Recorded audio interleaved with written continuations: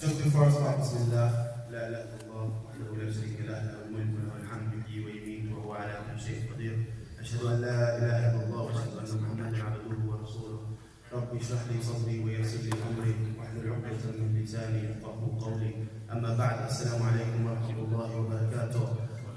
Just before we start, can I have everyone gather in as close as possible, please? We shouldn't have this many pockets of space.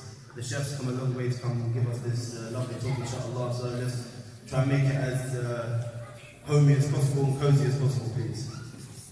Jazakumullah khair. Barakallahu feekum. Without further ado, I will introduce Shaykh Suhaib Bassam, and the topic today is Ramadan is over what now?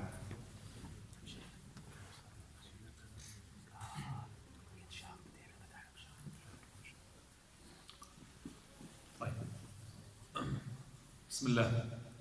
Can I ask the brother who's in charge of the microphone just to take the echo, please? It does give me a headache. Yeah. Yes. If it's possible. Just no echo, very normal. Echo inshallah for recitation, not for lectures. Jazakallah. Do you know how to do it?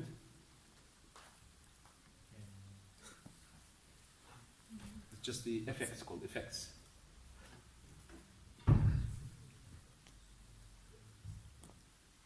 Bismillah. Bismillah.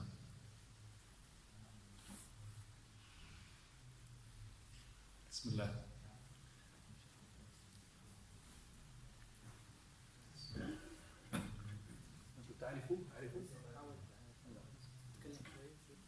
Bismillah. أحسنت. خلاص.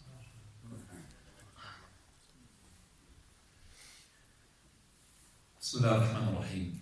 إن الحمد لله نحمده ونستعينه ونستغفره ونعوذ بالله من شرور أنفسنا وسيئات أعمالنا من يهده الله فلا مضل له ومن يضلل فلا هادي له وأشهد أن لا إله إلا الله وحده لا شريك له وأشهد أن محمدا عبده ورسوله.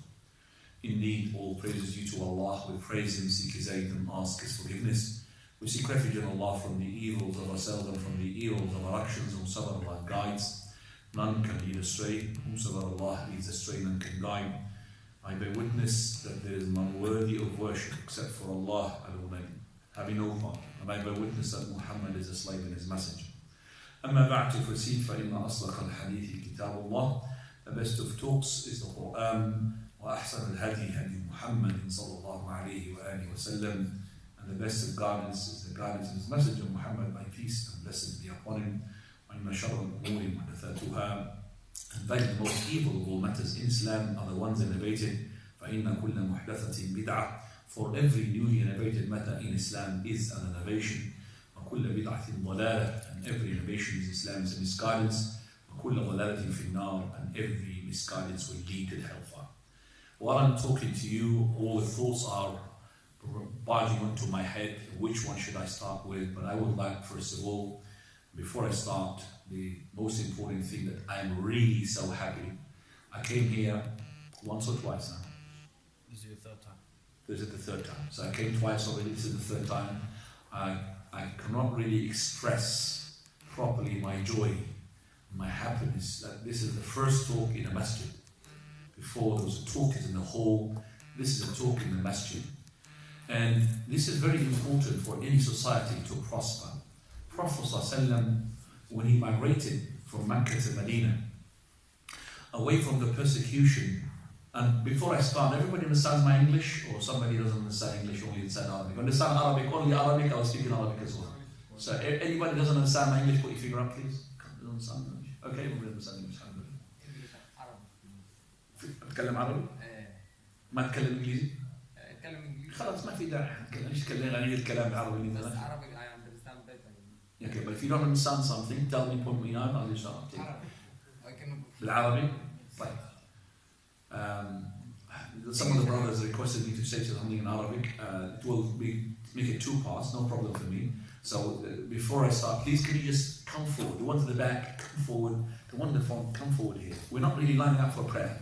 We're lining up for a talk. So the talk is different from prayer. So we're not lining up straight rows. It's very important. The back, the ones. If you want the Barakatu, come here. Got a back problem? Come to the wall here next to me. The one at the back, please, brothers. Come forward. It doesn't matter you leave. Come forward. It doesn't matter. Wait for me here. Wait for me here. Don't set a bad example to others. Come here. Wait for him as much as you want. Jazakumullah. This is the barakah. Wait for there. Don't worry. Wait for me. No, come here, brother. Come here. There's a lot of space. Come here. I don't charge money. The brothers think, come in the middle. You might buy. I don't buy at all. Inshallah. I'll hug you with the sunnah. Barakallah. Very important. Like you understand the importance of this, inshallah. The brothers, he's requested me to speak in Arabic. ما تفهم إنجليزي؟ ما تفهم. So I just, من لم يفهم الإنجليزية، من لا يفهم اللغة الإنجليزية فليرفع أصبعه. يلا. فقط واحد. شخصين. ما تفهم الإنجليزي. 2 3. طيب. Yeah, you bear with me, inshallah. I'm going to say something in English and I have just to summarize everything in Arabic. Is that okay for you guys? Yes. And the barakah of the Arabic language is very important as well. طيب. النبي صلى الله عليه وسلم عندما هاجر من مكة إلى المدينة كان أول شيء قام به وبناء المسجد. The first thing that the Prophet صلى الله عليه وسلم had done when he migrated from Mecca to Medina, fleeing from the persecution, he had done 3 things. Number 1, it was the brotherhood between the Ansar and the Muhajirun. Ansar, the inhabitants of the Medina, Muhajirun, the immigrants from Mecca. Number 2, he made the treaties with the Jews who are on the outskirts of the Medina to secure the Medina. Number 3, he built the masjid. And the first thing out of these 3, building the masjid. أول عمل قام به النبي صلى الله عليه وسلم بناء المسجد. Prophet صلى الله عليه وسلم, when he built the masjid, he knows that this masjid is not just for prayer. This masjid is for more than that. It's a community society. It's a school where the companions graduated from it. مدرسة تخرج منها الصحابة. هذا مسجد رسول الله صلى الله عليه وسلم. This is a masjid where it was a university. You see, in the masjid we learn how to adhere to the commands of the Khalifa. Because when we adhere to the commands of the Imam, we can't precede him with ruku' or sujood. We are learning. This is a school. So when we go out, we learn that when the commander says something, we don't make a coup because we don't like what he had said. We're going to follow the Imam regardless of what he's doing. He could be doing something that I don't adopt. For example, that he does put his hand, the right on the left after ruku'. Isn't the Imam do something like this? Some Imams after the ruku', they do put the right on the left. Some they don't put the right on the left. But if the Imam did like this, I have to follow him. So this is why we learn, it's important to have this university. من الأمر الهام جدا أن يقام المسجد في كل مجتمع حتى تتم الأخوة والأخوة. This is why it's important. And I'm really that's why so happy in this masjid. Wallahi, that you have built it or you have bought it or purchased it a month ago, and understand, inshallah. So don't let fashionism or racism to split you. Don't let, for example, the Imam should be from such and such ex-country. No. يَأُمُّكُمْ أَقْرَأُكُمْ بِكِتَابِ اللَّهِ. The one who leads in the prayer, the one who knows the most about the Quran. So he could be from the same country that you're from. He could be from a different country. He could be not even an Arab, a revert to the deen, but he had learnt the Quran so much, and he's a leader. I know a person who was reverted about maybe now 12 years ago. And in 6 years, he was second Imam with me. Second Imam, after 6 years. Reverted to Islam, he is a Jamaican brother, and he became an Imam for a Pakistani community, along with me. And then later on, he left the Imam and is now studying scholarship, somewhere in other countries. Just to show you that the Quran lifts up the persons and makes them a leader. Al-Quran يرفع أقواما ويضع أقواما. كتاب الله سبحانه وتعالى يضع أقواما ويرفع أقواما. كتاب الله عز وجل. So basically, I am really happy, and that's why we're going to be focusing upon what to do, as we know tomorrow is the day of the Eid. So this is the last day of Ramadan. Most of the Muslim countries, alhamdulillah, they have tomorrow as to be the Eid. Some of them, the day after. It doesn't matter. But we know that so many of them, tomorrow for them is the Eid. So tonight, there is no Taraweeh. There's no qiyam, because the night is the night of the Eid, and it's not allowed to specify specific night prayer for the Eid prayer, for the Eid day. Can't, because we are getting ready for the following day. ليس هناك قيام لليلة العيد. القيام في ليلة العيد بدعة ليس بصحيح. أما من أحيا ليلة العيدين كان له كذا وكذا فحديث لا يصح. رجوعا, I'm sorry I have to go in English and Arabic at the same time. So going back now. So what should I do and should I learn for verily tonight? I'm going to finish, there's no Ramadan. Number one, I need to know that for verily I have built a ibadah for the whole of the month. And this ibadah took me time to build it. So don't destroy it in one act. Don't just on the following day of the Eid. Some of those people, mashallah, had grown up a beard in the month of Ramadan. Keep it there. Don't put it in the bin. Some of the sisters have put the hijab during the month of Ramadan. Don't take it off after the month of Ramadan. Some of you, mashallah, started praying their witr, 11 rak'ah. Don't leave it after the month of Ramadan. Some of you started even praying the obligatory prayer. Don't leave it after the month of Ramadan. Some of you, mashallah, gave charity so much that is left, doesn't know how much his right had spent. Don't leave it after Ramadan. So Ramadan was a fuel station for us, for taqwa, for righteousness. So this inshallah will give you a booster. And Allah subhanahu wa ta'ala has said, وَلَا تَكُونُوا كَالَّتِي نَقَضَتْ غَزْلَهَا مِنْ بَعْدِ قُوَّةٍ أَنْكَاثًا. Don't be like that woman who had unraveled her thread after she spun it and she made it as a jumper. She came into what? She had unraveled it. And I know how the jumper is made. I learned when I was a kid how to make a jumper. It took me about 4 or 5 hours just to make one side of a jumper. But to unravel it takes me 1 second. One thread, everything goes. Subhanallah. And that's why Allah sets an example that we know. وَلَا تَكُونُوا كَالَّتِي نَقَضَتْ غَزْلَهَا مِنْ بَعْدِ قُوَّةٍ أَنْكَاثًا. Right. Prophet ﷺ emphasizes this verse by saying, اللهم إني أعوذ بك من الحول بعد الكور. اللهم إني أعوذ بك من الحول بعد الكور. What does that mean? Prophet Allah supplicated, he said, Oh Lord, I seek refuge in you from the hawl, going back onto my heels. بعد الكور, after I built myself upon deen. To go back to the bid'ah after I've been on the sunnah. To go back to disobedience after being obedient. اللهم إني أعوذ بك من الحول بعد الكور. اللهم اجعل لي الدنيا زيادة في كل خير. Also the Prophet asked the Lord subhanahu wa ta'ala to make this dunya good for him in everything good, and extra in everything good. Good that pleases Allah subhanahu wa ta'ala. And the good we're talking about, this is the good of your deed, because this is the tijara that we should involve ourselves into it, regardless how you are a person not tajir. What is a tijara? Tijara means a commerce. A trade. Allah subhanahu wa ta'ala, he says, يا أيها الذين آمنوا هل أدلكم على تجارة تنجيكم من عذاب أليم. O you who believe, shall I direct you, shall I guide you to a tijara, trade, a profitable trade that will save you from a severe torment, which is the hellfire. And that is the trade with Allah Azza wa Jalla, the trade of the deen. This is a profitable business with the Almighty Azza wa Jalla. You'll never get a loss. This is the trade. You know, have you heard about, traders? When the season for trading comes in, what happens to them? Number one, they'll be happy. Summer is coming, Christmas is coming, Easter is coming. Why? Because they're going to sell more. Yeah, they're going to make profit more. They're so happy, really happy. And not only that, preparing for it.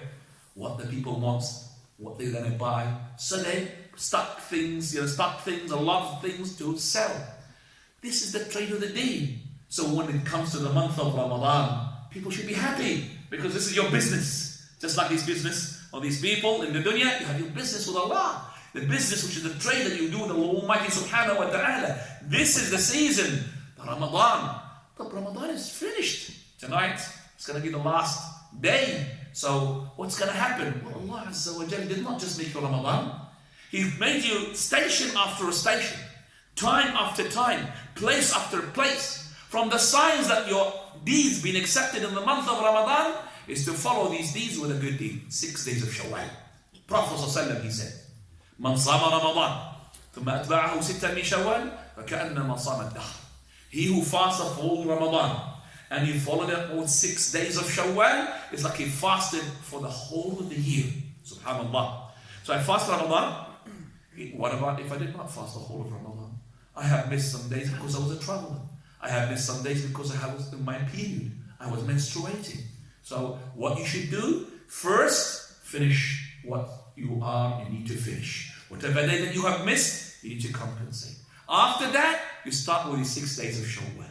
So the 6 days of Shawwal, they are to be multiplied by 10. So it makes it how many months? 2 months, 60 days. And the month of Ramadan is to be multiplied by 10. How many months? 10 months. 10 months plus 2 months is it what?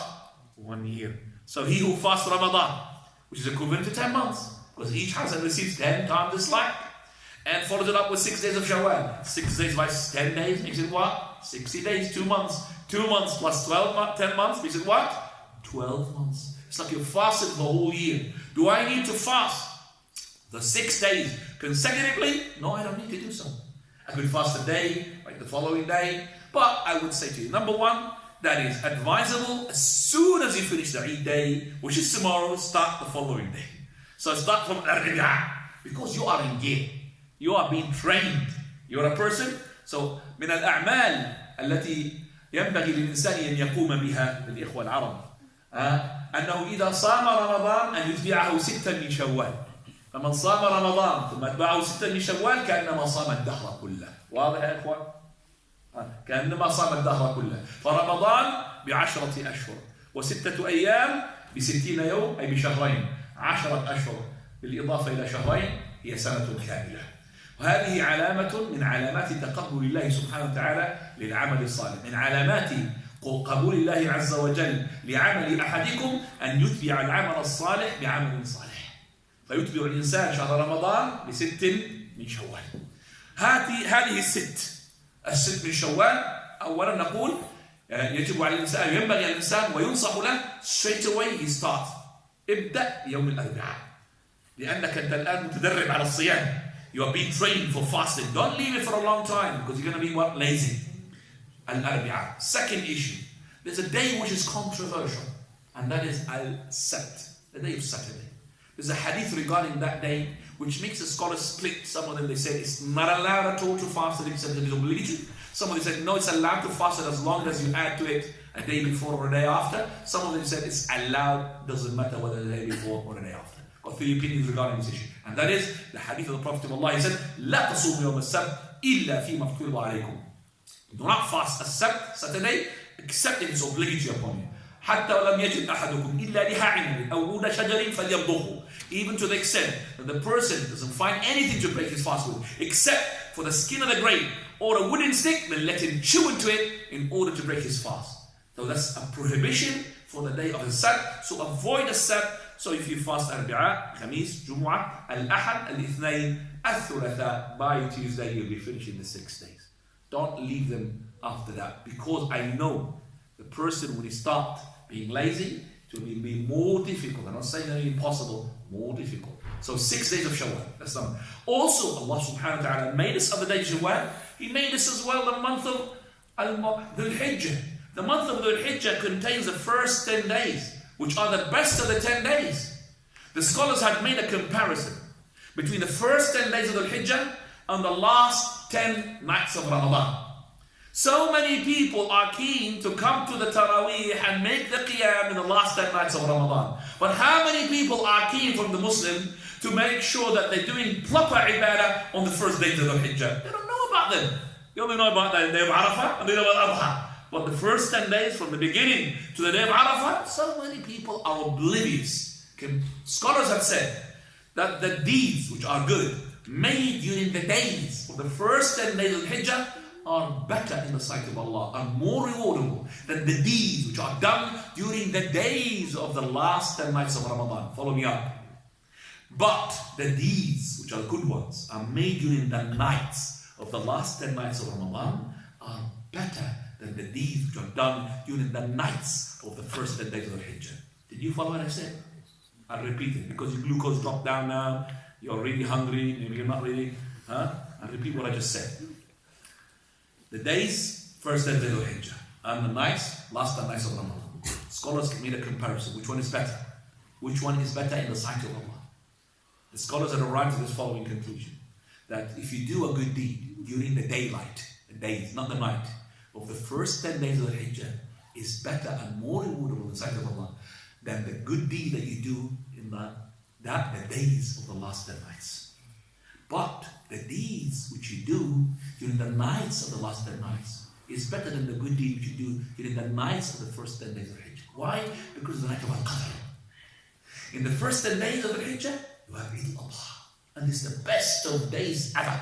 Prophet ﷺ, he said, أعظم الأيام عند الله يوم النحر ثم يوم القر. The best of the days in the sight of Allah, يوم النحر, the day that you make your qurban, slaughtering. Then يوم القر, which is the following 3 days, which is in Mina. Those are the best of days. The best of the night, yes, the night of Al-Qadr. The night of Al-Qadr, خير من ألف شهر. So, I need to make sure that I will not destroy what I have built. I have, alhamdulillah, built a lot of ibadah in the month of Ramadan. Everybody of you, mashallah, is doing fast at least a month. He's done, mashallah, qiyam as much as he can. He has done charity, recited Quran, made dhikr of Allah Azza wa Jal. Don't unravel it just by one act. If you did shirk, you've invalidated all your deeds. وَلَقَدْ أُوحِيَ إِلَيْكَ وَإِلَى الَّذِينَ مِنْ قَبْلِكَ لَئِنْ أَشْرَكْتَ لَيَحْبَطَنَّ وَلَتَكُونَنَّ مِنَ الْخَاسِرِينَ. It was revealed to you, O Muhammad, and to the prophets before you, that if you have made shirk, then your deeds will be invalidated. So the deeds of yours will be nullified. They will be gone, evaporated. فَقَدِمْنَا إِلَى مَا عَمِلُوا مِنْ عَمَلٍ فَجَعَلْنَاهُ هَبَاءً مَنْثُورًا. They'll be gone. So don't destroy these. Most important issue, as in the first lecture that we have done in this city, Portsmouth, that was about Tawheed. I would like you to go and listen to it. The Tawheed, monotheism. I have to set my aqidah correct. Otherwise, I'm not upon the right path. Regardless of how much I fast and how much I pray. If my Tawheed is not correct, then I am doomed. I am not going to be accepted. My ibadah will not be accepted. It will be nullified. Right. There is something as well we need to bear in mind regarding the last day today, and that is Zakat al-Fitr. Zakat al-Fitr is a zakat which Allah subhanahu wa ta'ala made it obligatory upon the head of the family to pay it on behalf of his dependents, whether it's the wife or the children, or even the father or the mother if they are in his custody and he's spending money on them. Even his servant, if he's in his house and he's the one who's feeding him, he has to pay him as well. So this is Zakat al-Fitr. Prophet of Allah, he had made it obligatory when he said, طُخْرَةٌ لِلصَّائِمِ مِنَ اللَّهْوِ وَالرَّفَثِ وَطُعْمَةٌ لِلْمَسَاكِينِ. Prophet of Allah, he made this zakat obligatory to make it so that, number one, it is a purification for the fasting person from his indecency, regardless how righteous you are. Somehow that you have done some mistakes. You've raised up your voice. Oh, you've been, the road rage, like myself when I'm driving. Lots of people, road rage, drives me sort of, all of that, you will scratch your fast. So Zakat al-Fitr will clear that out. Zakat al-Fitr will clear that out. إخواني العرب، أنا أعتذر إليكم، صراحة الوقت يداهمني ولا أستطيع أن أترجم كل شيء من اللغة الإنجليزية للغة العربية. فالأحاديث والآيات إن شاء الله سأسردها باللغة العربية، وأنتم إن شاء الله أذكياء يعني تتوقعون حول ماذا أتكلم. كلمات الحمد لله، جزاكم الله خير. عيوني أنا أجد من الصعوبة أن أترجم عربي إنجليزي عربي إنجليزي، جزاكم الله خير. لكن نعم.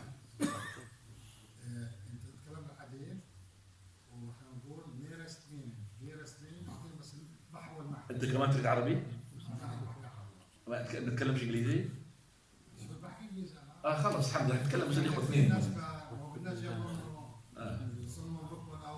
طيب بس أنا أريدك تقترب من عندي، لأنه إحنا من أول بدينا الدرس تقترب من عندي، والأخ اللي هناك اقترب عندي هنا عند الحائط عندي. الله يجزيك. تعال. طيب. خلاصة القول للإخوة، أنا أريد الإخوة العرب تكونوا بجنب بعض يا أخي، أنت اللي مشغول بالهاتف. طيب. هو مترجم يا شيخ، هو هذا يتكلم بالعربي وسام هذا أصبح الترجمة أنا أدري إنه الترجمة ما شاء الله ماشي كويس يا شغلك. الترجمة مشكلة يعني تأخذ لب الموضوع، تأخذ وقت طويل واضح. فأنا أحب يعني إما أتكلم باللغة العربية وإما باللغة الإنجليزية، لكن لا بأس أن أعطي خلاصة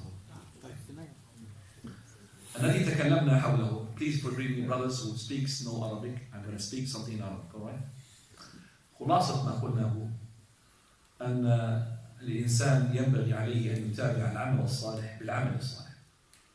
ذكرنا 6 أيام من شوال، ثم ذكرنا زكاة الفطر، وقلنا بأن فرض رسول الله صلى الله عليه وسلم زكاة الفطر على الصائم لسببين مثلين. السبب الأول طهرة للصائم من اللغو والرفث، السبب الآخر طعمة للمساكين.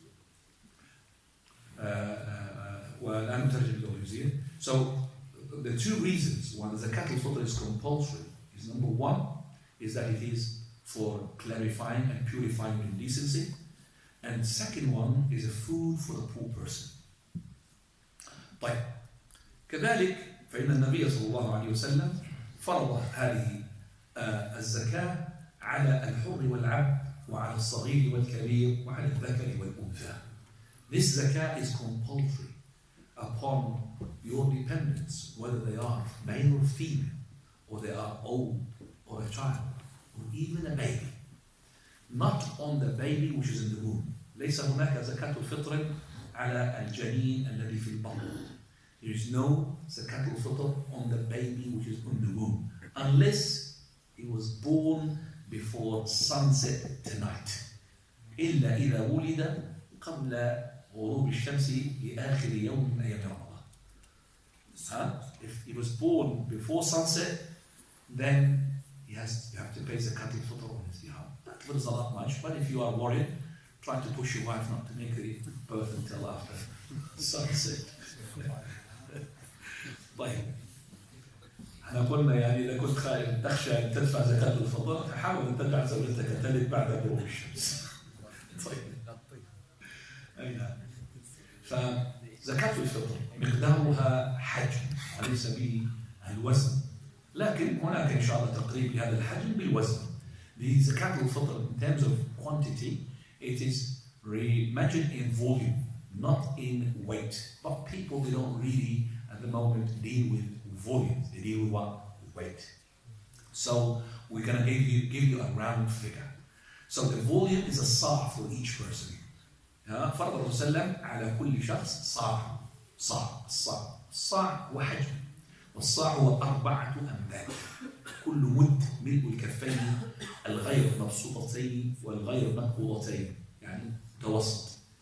The صاع is 4 handfuls.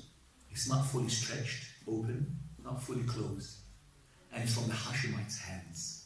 And the صاع was kept even with Imam Malik, the Imam Dar al-Hijrah, Imam Medina. And it was made like in a cup. And I have seen it with Shaykh and I've seen it myself. And I measured with it as well the items. And I made a list. 4 handfuls of that cup makes 1 sa'. So how much, for example, of rice in terms of weight? I have noticed there's a difference between even the basmati rice and the long grain rice and the American rice and the wheat. And there's difference in weight. It varies from less than 2 kilos up to 2.65 kilos. So I made the round figure 3 kilos. So the scholars now these days, they say 3 kilos. Because you will never get an item more than 3 kilos. الآن الصاع حولناه يا إخواني إلى الوزن، فالوزن لا يزيد عن 3 كيلو، يعني لا يزيد عن 2.16 2.65 وجعلناه يعني رقما يعني متداولا وهو 3 كيلو عن كل شخص 3 كيلو. The food which is being I thought it was like 2.5% out of 100. No, this is normal zakat. Zakat al-fitr. Yeah, zakat al-fitr is different. Yes. So listen to it, inshallah. Zakat al-fitr. So 3 kilograms of food.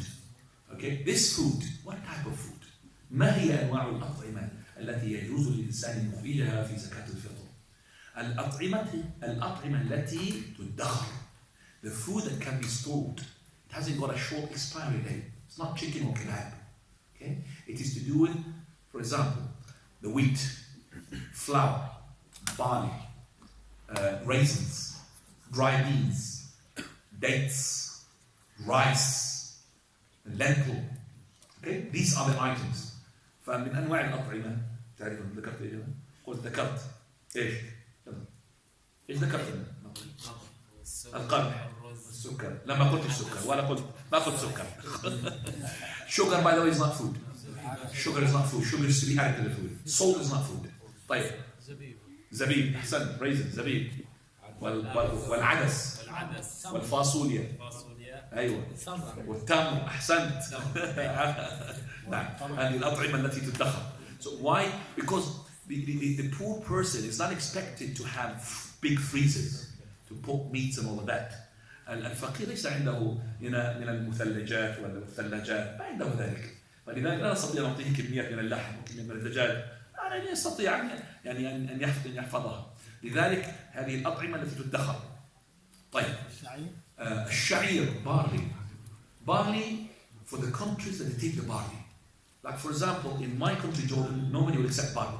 They give it to the donkeys and the animals.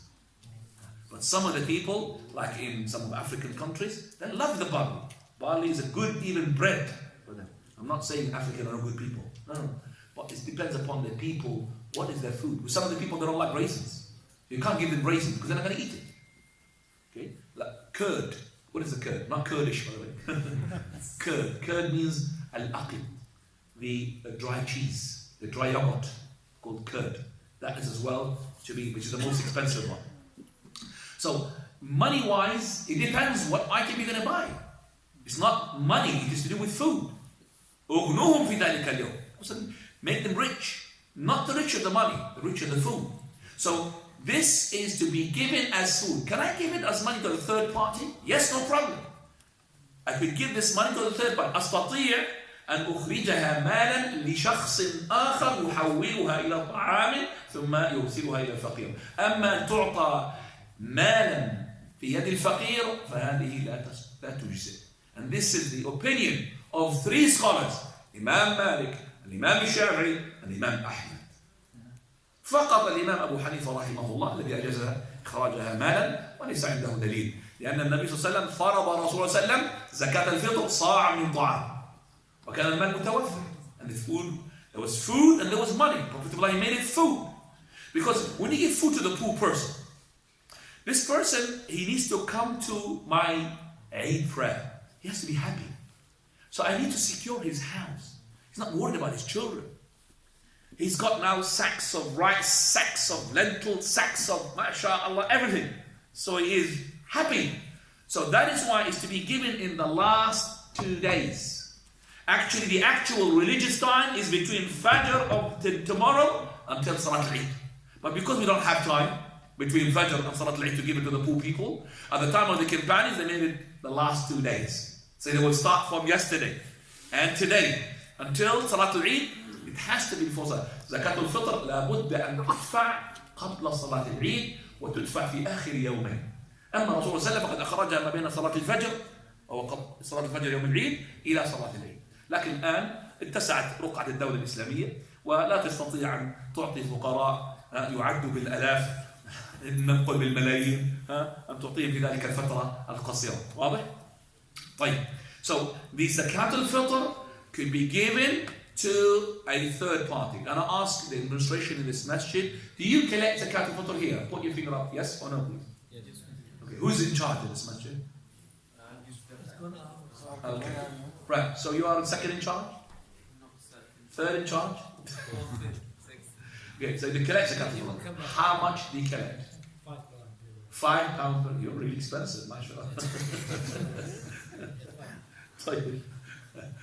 £5 per head. You go to the north at £3, by the way. Even I don't know much in £2.50. Like half price. I'm not inviting you to go and pay to that masjid half price. Like, he says £5. So that £5, the people who are in charge of this money, they have to know, not just to be trustworthy, they have to have knowledge how to distribute this £5. It's not to be given money into the hands of the poor people. It has to be what? Food. Otherwise, it will not be accepted. And the food that I mentioned, not the food they're going to give them chicken kebab or tuna or salmon. It doesn't work. So that's the food. Now, let's say that your boss in this masjid, because you're going to be charged, the person who's gone out, you're going to be charged. Oh, Father, تعال يا شيخ, جاجنك بيروز, تعال هنا. We are explaining a very important thing regarding the Zakat al-Fitr. So to be inshallah present. What we've done exactly, what MashaAllah. rights for them. MashaAllah. Very good. So every year we do that. Very good. MashaAllah. We will explain it. First, when I explain to you something, you'll like it. Inshallah, you'll love it. You'll pay me later, okay?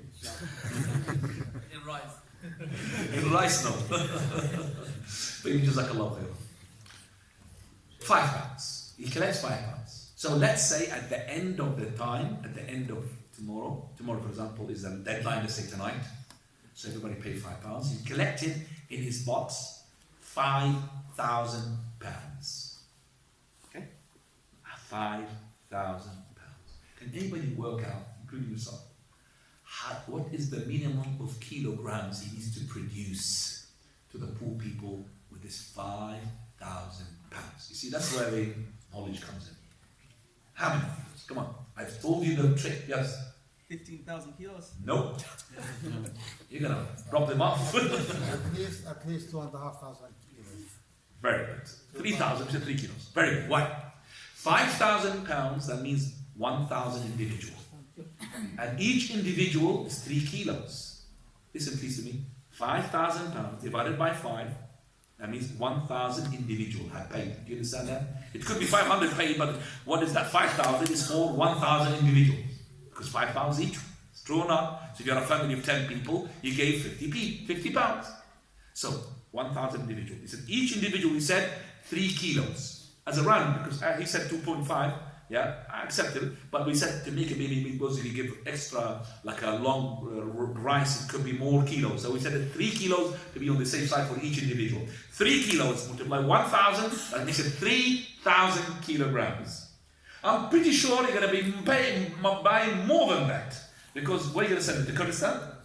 To Kurdistan, I'm sure that you will 5,000, you're going to bring maybe 20,000 kilograms. Yes? Okay, well, I'll tell you something is even better. So all you have to bring out from this £5,000 is 3,000 kilograms. The 3,000 kilograms cost you £1,000. You're left with a surplus how much? £4,000. You could do whatever you like with that one. Not in your pocket, of course. You could give it to the poor people. The ministry. Not the ministry. Not the ministry. You can give it to the poor people in money. You can buy them chicken and kebab if you wish. You can buy them oil to cook the rice with if you wish. So you got that money to play around with. It's for the poor people.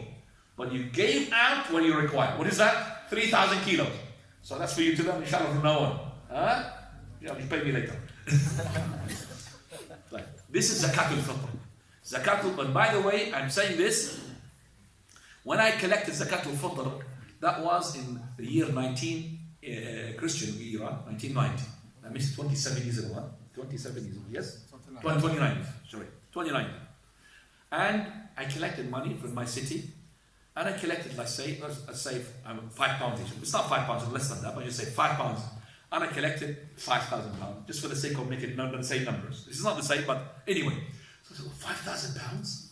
I could buy the most expensive, not just the, I buy the curd, which is this is called Maris Jamit. Oh, Jamit, very expensive. Very expensive. So I bought 2,000 kilos. So I was short of what? At least 500 to 1,000. So I bought 2,000 kilos, but I just produce what? I need to produce 3,000. So I'm short of what? 3,000. But I spent all the £5,000, nothing in my pocket. But I thought I'd done very well. And somebody came to me and said, I think you should really produce 3,000 kilos, regardless of what you have spent. You spent all of the money. I said, you sure? I phoned the Shaykh al-Albani. He said, yes, you have to compensate the rest of £500 from your pocket. Jazakallah. So I have to get 500 kilos in order to compensate from the 2,000 to 2,500. He gave me the minimum, 2,500. So we bought the cheapest stuff, which is what? Flour. That is طيب, to compensate the what is missing. 500 kilos, alhamdulillah, we bought it and we gave it. Lots of people like flour. Those people, they'll make bread out of it. They love the flour. So alhamdulillah, just as well for the brother to jazakallah. Zakat al-Fitr is to be paid only to the poor people from the Muslims. Poor people, that means I can't give it to the ones alone, the ones who are slaves, the ones who are in jihad, the ones who is traveling. This is only for normal zakat. This zakat al-Fitr only for one category, poor and Muslim. For the normal sadaqah, you can give it to non-Muslim. Normal zakat, one portion of it to the ones to reconcile their hearts, to soften their hearts. Okay? زكاة الفطر يا إخوة العرب سامحوني والله نسيت ذكروني إذا نسيت إن شاء الله. أقول زكاة الفطر لا تدفع إلا للفقير المسلم. لا تدفع إلا للفقير لأن أبواب الزكاة 8 منها الفقير والمسكين والعاملين عليها وفي الرقاب والغارمين وهكذا. لا تدفع إلا للفقير والمسكين ولا تكون إلا للمسلم. أما الصدقات العامة فيجوز أن يدفعها الإنسان إلى الفقراء الكفار. وكذلك الزكاة فهناك سهم من أسهم الزكاة للمؤلفة قلوبهم. المؤلفة قلوبهم هم الذين يعني نريد أن نستدعيهم إلى الإسلام ونجذبهم إلى الدين. The صدقة الفطر only for the poor Muslim. And also, let's say you're a revert and you're the head of the family. Part of your family are non-Muslims. Your wife is non-Muslim. She's a Christian. Your children, one of them is Muslim and one of them is not. Do I need to pay zakat al-fitr on behalf of my wife who is not Muslim? No. Only on the Muslim. Muslim members of my family. Okay? Only on the Muslim members of the family. What about if I've got a son who is independent with his wife, lives somewhere else, but I want to pay zakat al-fitr on his behalf? He's my son. You're allowed to do so as long as he's aware of it. As long as he's accepting it. But if he doesn't care, he doesn't even fast himself, so you're going to be paying zakat al-fitr on his behalf, it's not going to reach him. He has to know before that goes to the poor person. He has to acknowledge that, yes, dad, go ahead and pay zakat al-fitr. Yeah, zakat al-fitr, I know it's not that much, only 3 kilos, but believe me, some people, they do really, bother them, do I need to pay or not? One of the gatherings, or the talks of the masajid I was talking about, and one of the persons just gave me a question. And he said, I've got my daughter, she's 25 years old, and she lives with her mother. That means with his wife, ex-wife. He said, she lives with her mother. She lives with her mother. His ex-wife. Do I need to pay zakat al-fitr on her behalf? I said, brother, zakat al-fitr is not that much. You could pay on her behalf. No. And do I need to pay zakat al-fitr on her behalf? I said, no, you don't. He said, alhamdulillah, khalas. He doesn't want it. I'm not obliged, I don't want it. Allah al-Musta'an. From the zakat al-fitr, we come to the Salat al-Eid. Salat al-Eid is tomorrow, inshallah. You're going to do it in this masjid or outside in the park? Where's the Shaykh? Outside Do it here? Right. Salat al-Eid, السنة فيها أن تكون في المصلى وليس في المسجد. From the sunnah is to pray Salat al-Eid outside the masjid, not in the masjid. So, inshallah, this is the first month maybe of this masjid. But you need to arrange, inshallah, for the following years that to get a park. Lots of parks here in this country, mashallah. And you have more chance of sunlight than the ones in the north, because you're in the south. So, it is very important to have one park. And believe me, you're going to invite all the neighbors from the other masajid to come to your Salat al-Eid. And that Salat al-Eid is in the park. Also, is going to be more facilities for you to bring other things for the children, like a bouncing castle next to the musalla. So you can hire it and pay it. Wallah, the children, not even the children, me and an adult, I love it as well. Okay, go into the bouncing castle, big ones. So the children will be happy. Just like these non-Muslim children are happy when the Christmas they come, the Boxing Day, they unwrap these gifts of theirs. We need as well to make that as well for our children. So they look forward for our Eid. Eid is coming tomorrow. Oh, what is mine gonna be? My grandfather, my father, my brother is gonna give me for Eid.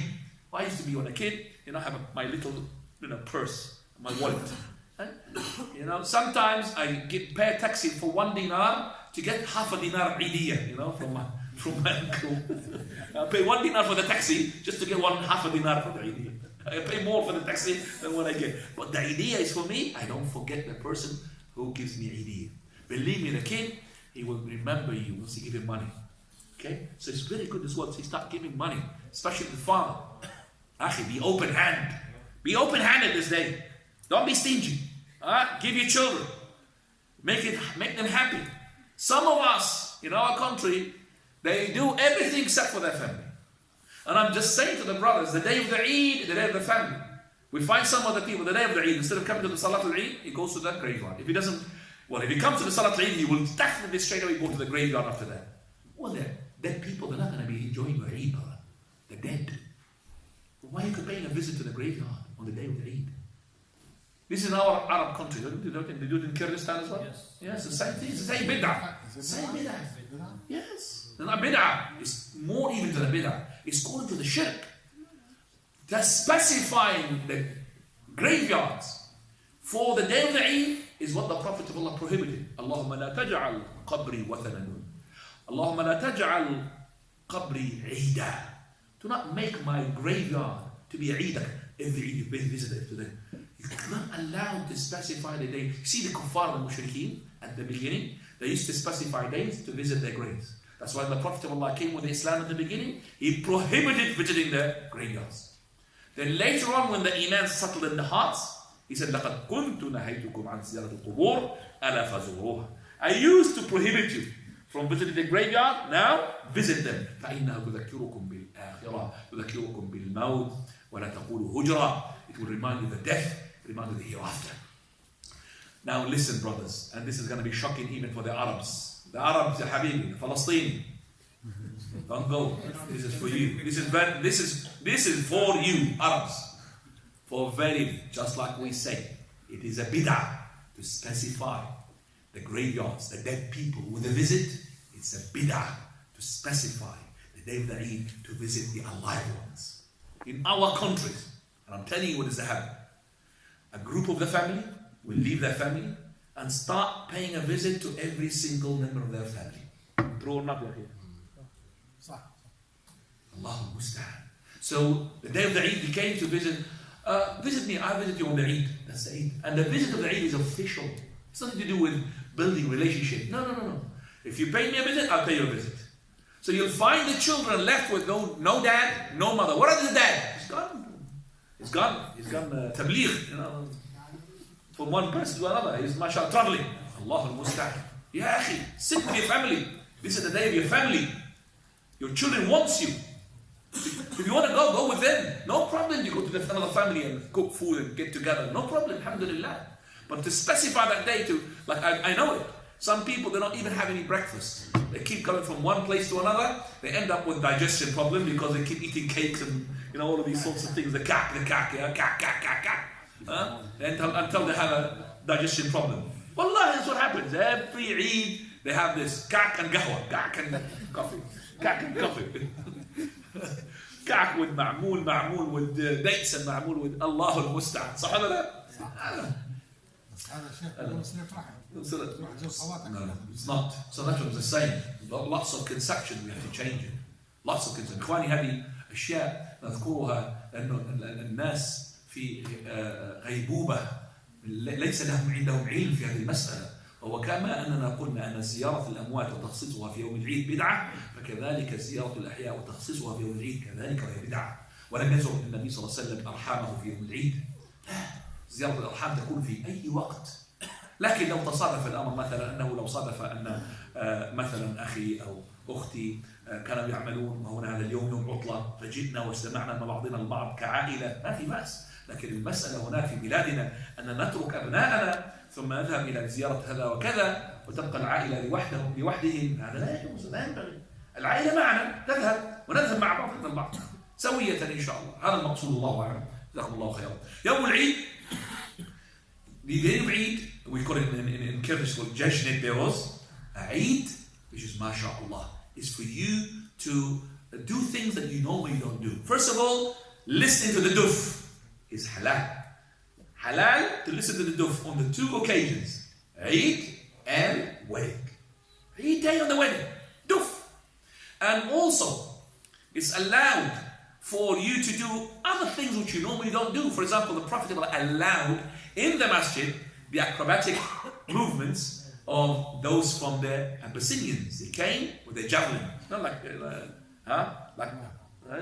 javelins, they're throwing javelins. And Aisha radiallahu anha, being she's really sort of a teenager, she likes to watch these things. She put her cheeks next to the cheek of the Prophet of Allah, and she was behind him, watching those playing the javelin and making the acrobatic moves inside the masjid.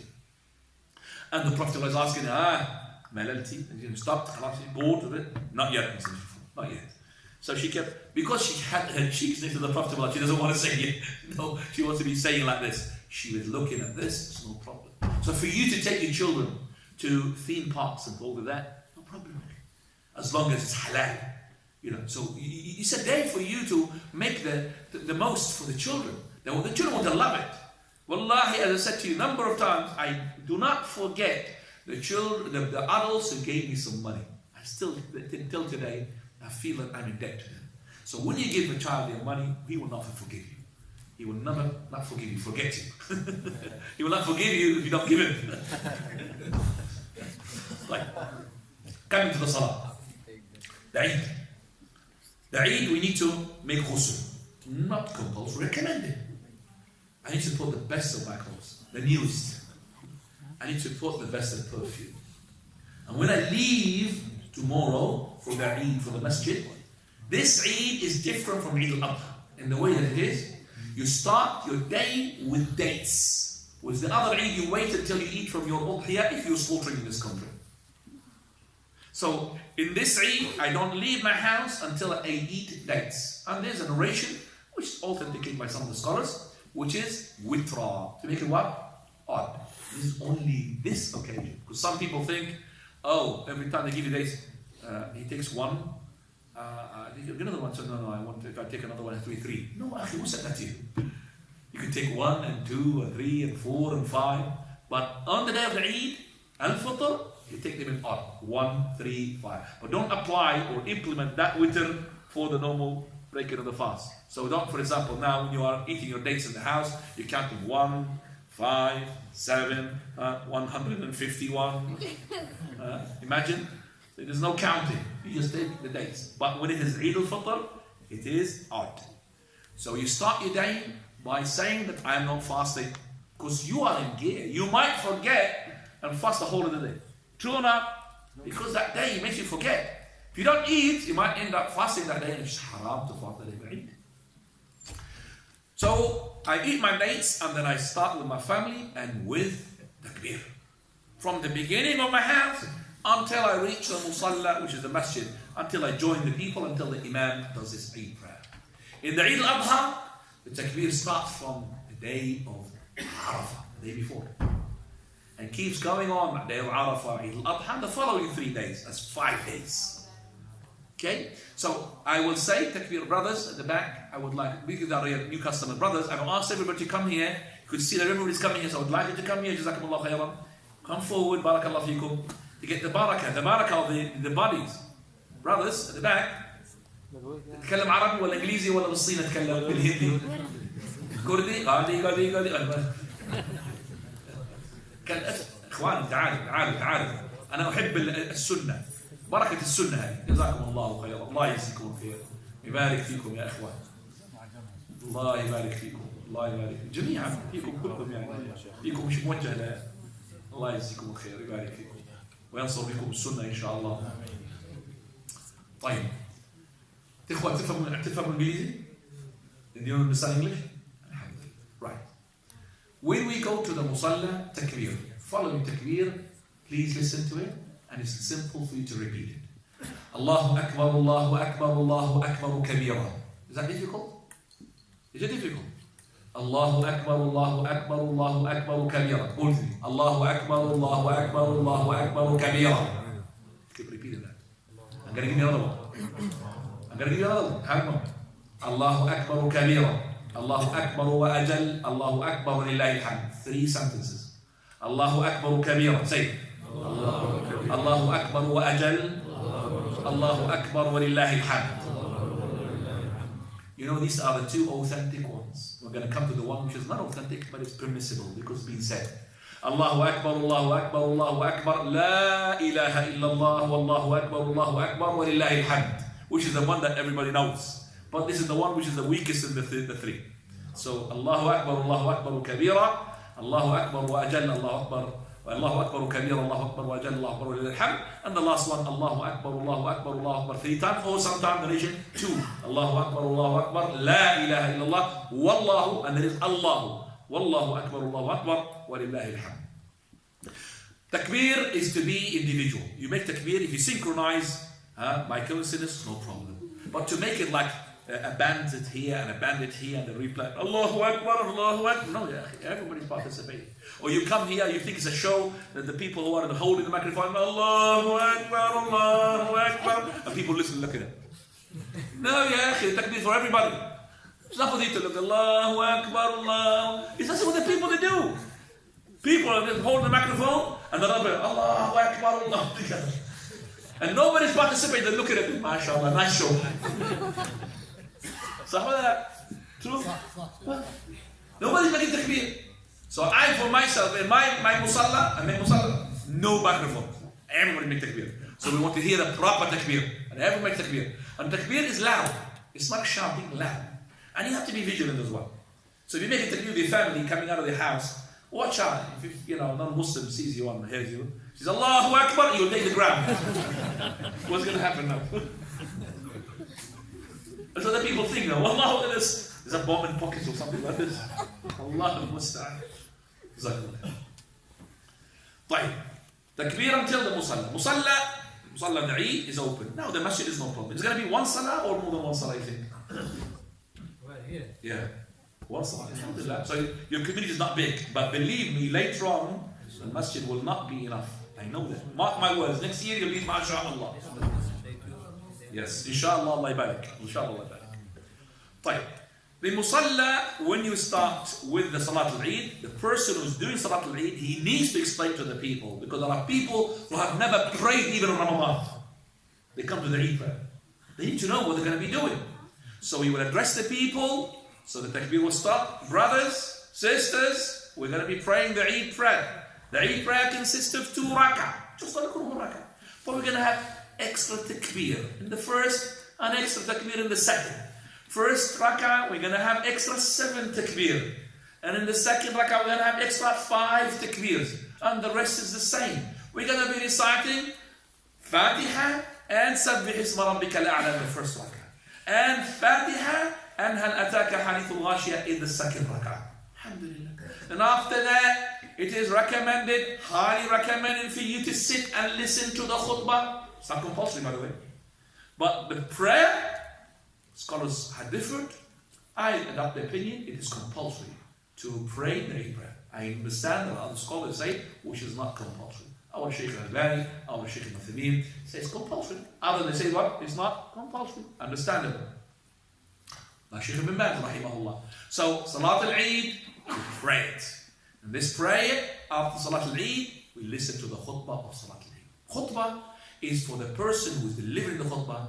Number one, he has to designate some part of his khutbah to the sisters. Because the Prophet of Allah, on the day of the Eid, he made a khutbah for the women. So some of that to the sisters, reminding them of Allah subhanahu wa ta'ala, reminding them to pay charity, reminding them that they are the most inhabitants of the hellfire, reminding them that they should not be insolent to their husband, they should be good to their husband and all of that. إخواننا العرب سامحوني والله إني نسيت.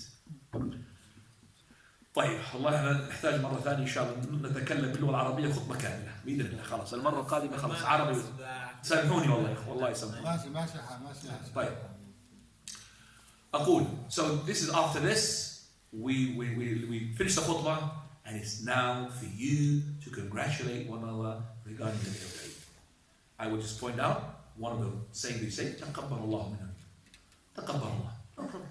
تقبل الله. صحيح.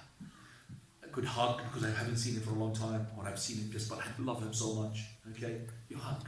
Okay, you give hug. So that even the father hugs the children, hugs the wives. No problem. Because you're happy. You're happy with what? You're happy with the ibadah, not with bounce and castle. You're happy with the ibadah.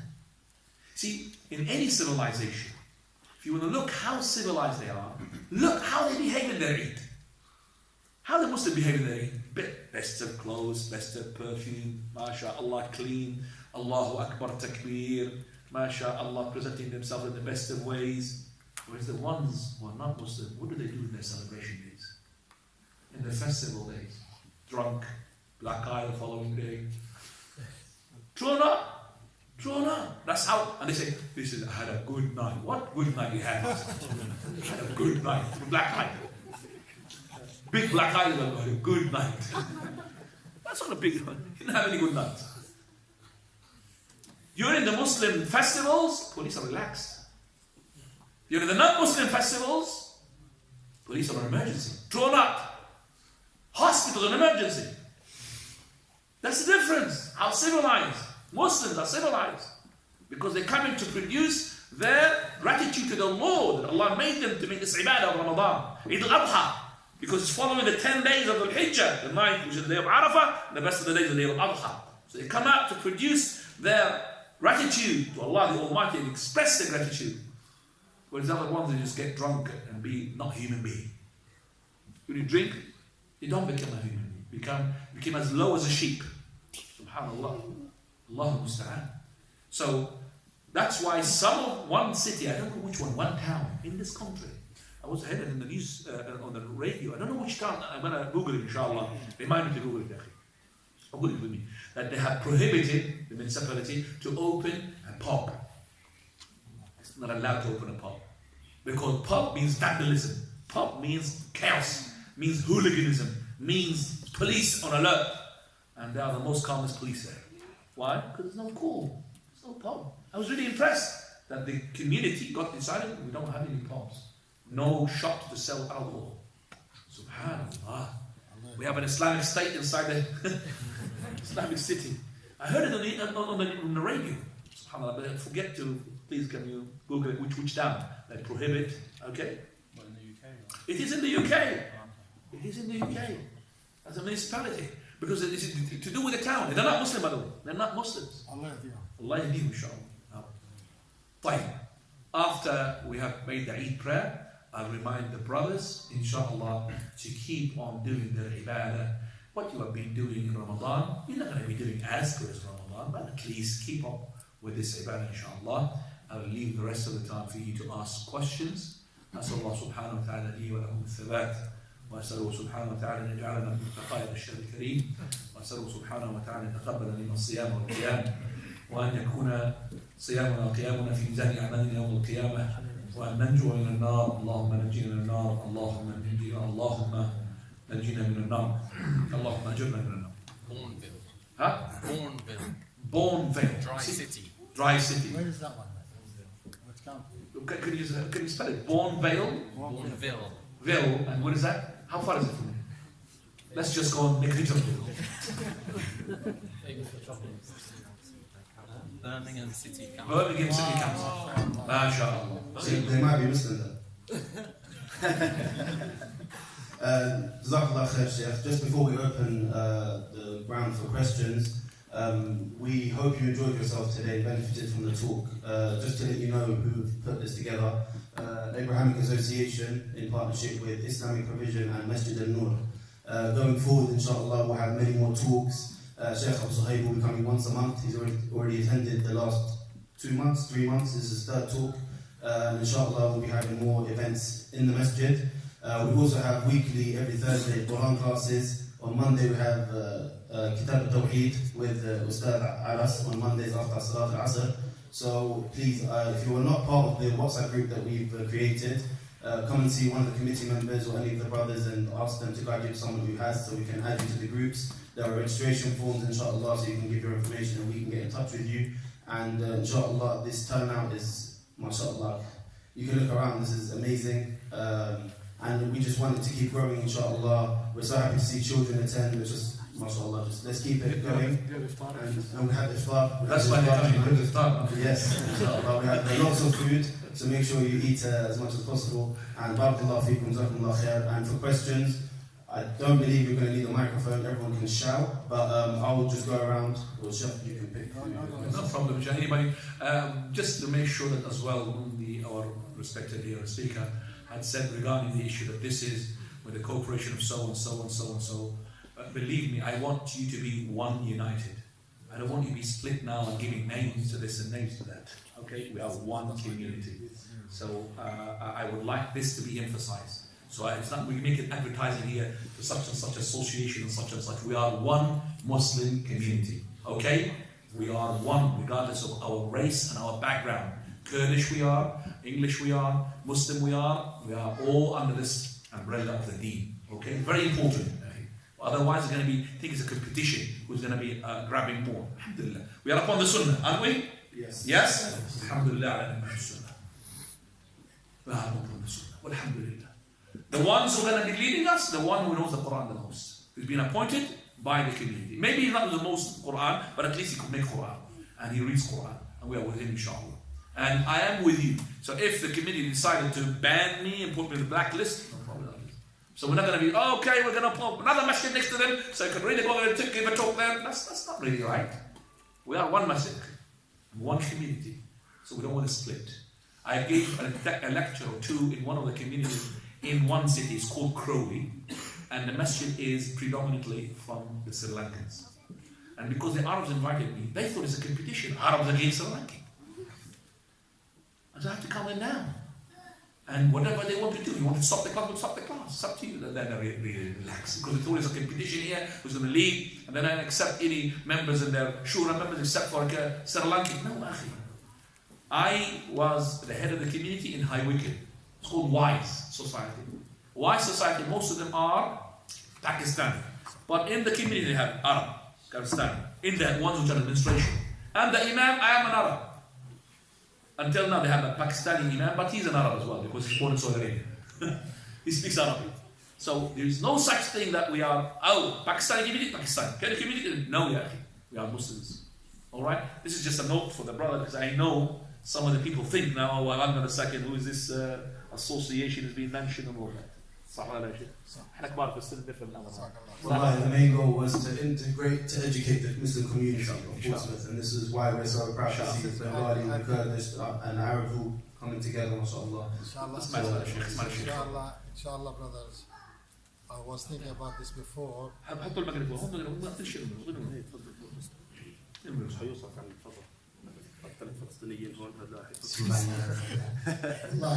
thinking about this before. We're having so many masjids in this town, alhamdulillah.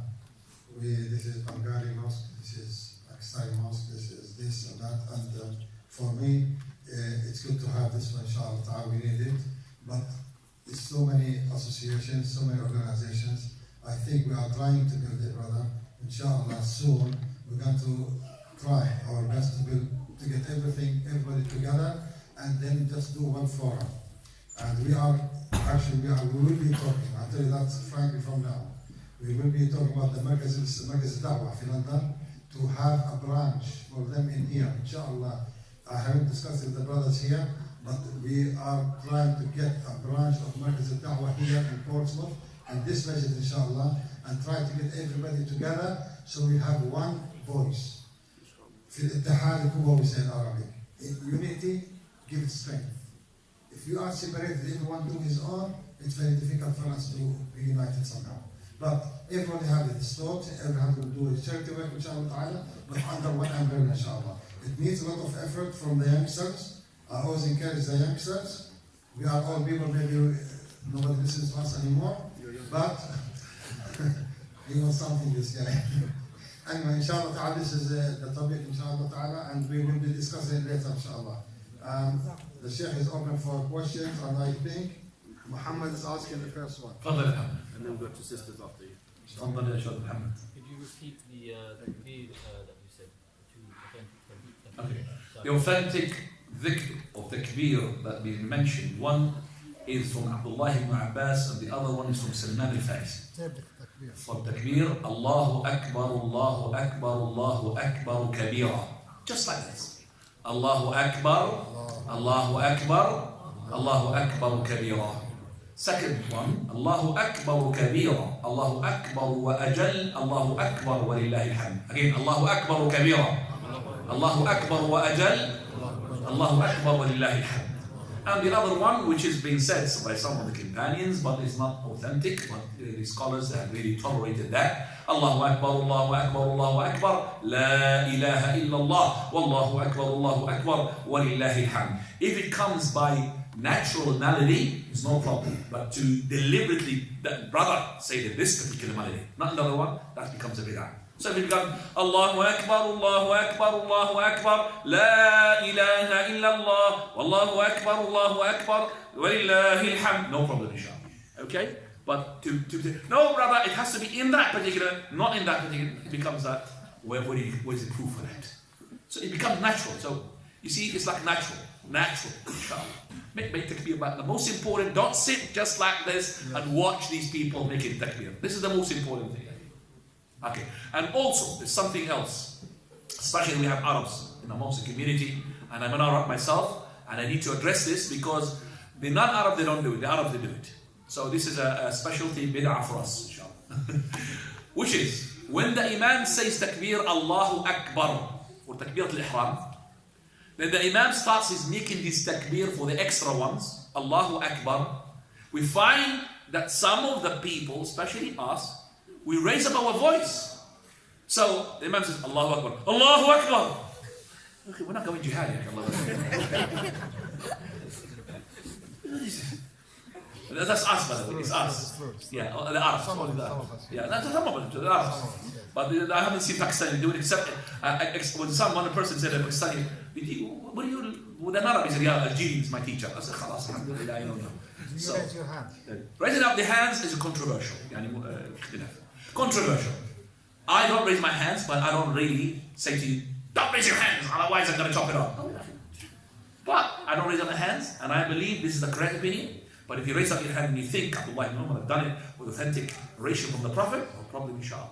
For me, it's not authentic, but right now, do I say anything between the takbir? It was narrated with something, tahseen, make it hasan hadith, and that is Alhamdulillah wassalatu wassalamu ala rasulillah. Between each takbir. So, Allahu Akbar, takbir al-ihram. Subhanallah, alhamdulillah, wa kasr, ta'ala jadduk, this is the open supplication. And after that, Allahu Akbar, the Imam says. Allahu Akbar. Allahu Akbar. Seven takbir. And then the Fatiha. So both the questions kind of tie into the same thing. I'll read them both out and then you can inshallah give one answer. Yes. What can we do to keep us spiritually elevated after Ramadan and stop us from returning to our bad habits? And how would you recommend us to keep our iman high after the end of Ramadan? Right. Well, this question basically was the whole core of my lecture is about. But to summarize what the question is, first of all, I would like the administration to think about linking the sisters to the video as well, so they could see me, for example, would be better too. They can. They can? The TV at the back. The camera is just here. We'll see. They could see the them. whole front can be seen. Yeah. Okay. I have to behave. My wife is there.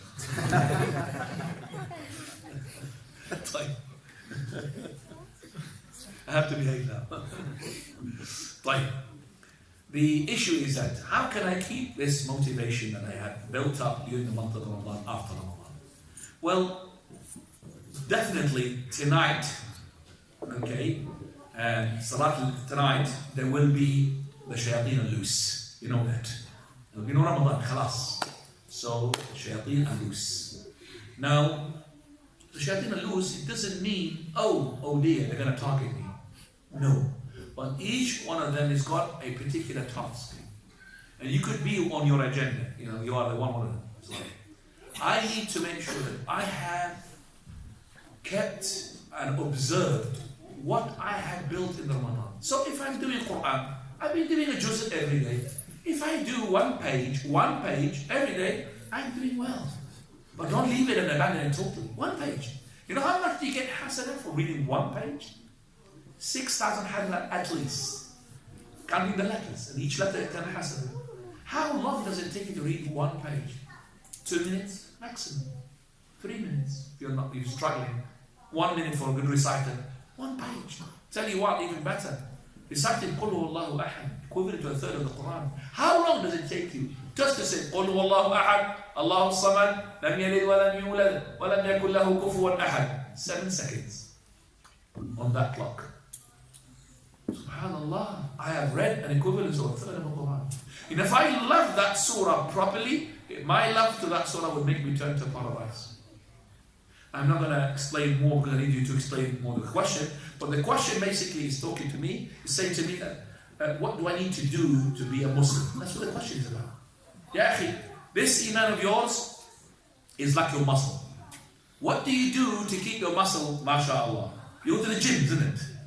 One day, sometimes 7 days a week, and some of them are really, mashallah, muscle. Your deen is like a muscle. Your memory is like a muscle. So the more you train it, the more it is.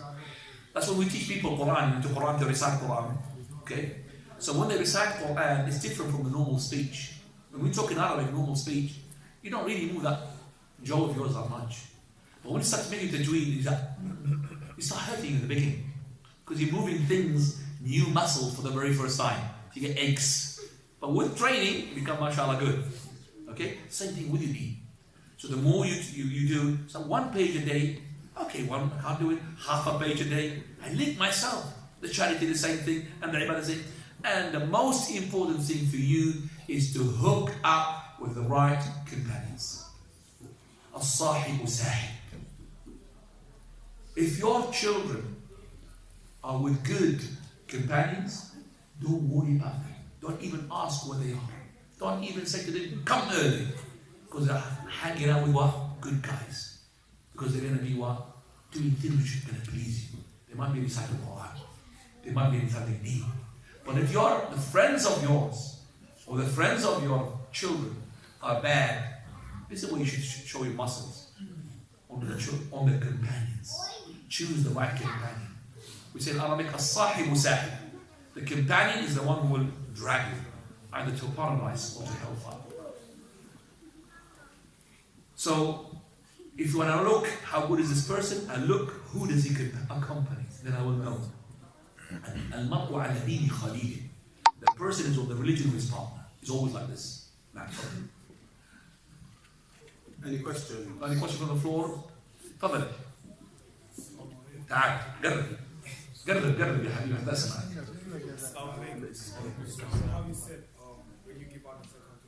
Inshallah, next time you bring a wireless one. تفضل. Zakat, yes. You know how you said like as a father when you give out zakat it helps like just pretty much all the bad things you've done, all the things you didn't do good during the Ramadan, just clean it out. So if the father gives out zakat as me as his son, is it gonna apply to me as well? Like all the things I've done. Very well done. So the Zakat al-Fitr, if the father did it on his dependents, and his dependents, some of them are adults, but they depend upon him. If he gives the Zakat al-Fitr on their behalf, it's going to clean my sins as well, or just the sin of that person who pays, which is the father. Now, it cleans every person because you have accepted for your father to give Zakat al-Fitr on your behalf. You're an adult now. If you're a child, you're a dependent. So one of the said, it's very important for you to accept it. If you approve it, khalas, it's a cleansing for you, inshallah. You don't have to pay it again, inshallah. Now, تفضل.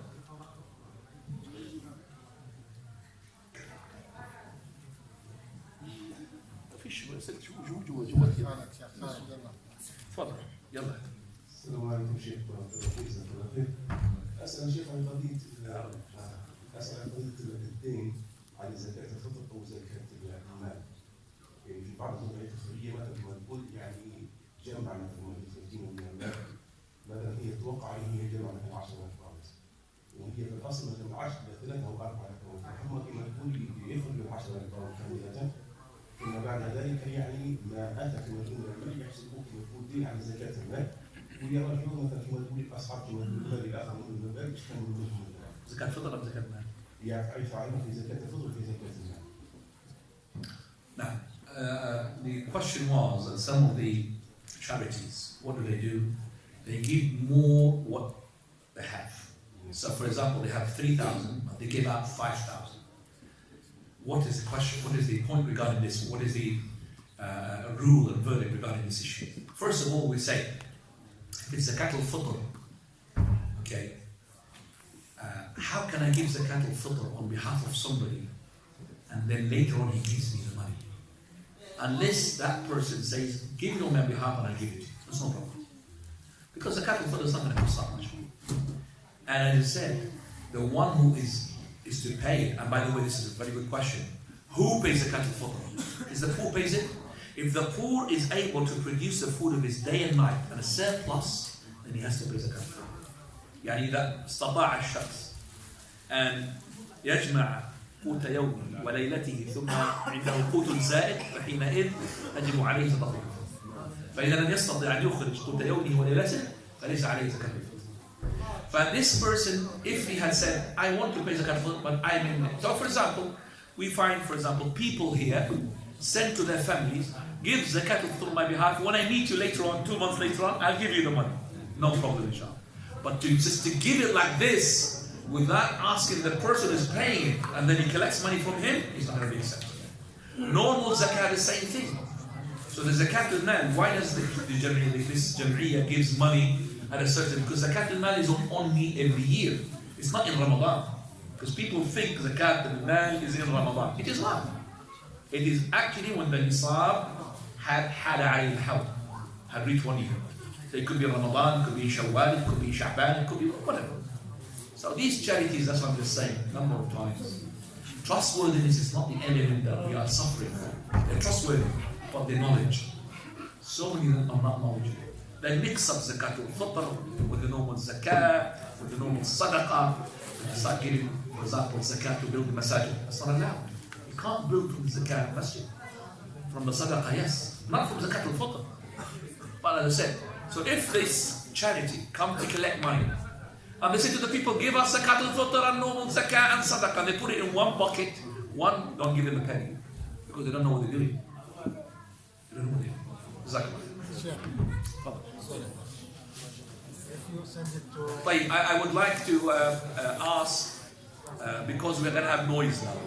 Yeah. So the ones who want, inshallah, this food is going to be high. Don't worry, everybody's going to have food. So don't worry, it's going to be. Assalaamu'alaikum, brothers. Can you just come forward? Come forward.